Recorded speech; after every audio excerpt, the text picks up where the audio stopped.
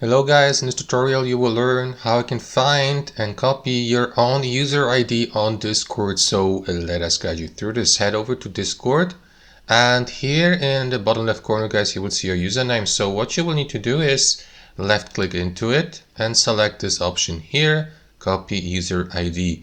However guys, if you don't see this, it may be because you haven't enabled the developer mode yet here on Discord. You will need to access and to turn on developer mode to see this option here, copy user ID. So what you want to do is click into that gear icon here, user settings, and from here navigate to, let me find it, the advanced settings under app settings here. Click into it and enable the developer mode. So as you can see, it is enabled. If I, for example, turn it off guys and return to the previous menu and left click into my username, I won't be able to see and to copy my user ID. So as previously mentioned, you will need to enable the developer mode first using the method I just showed you.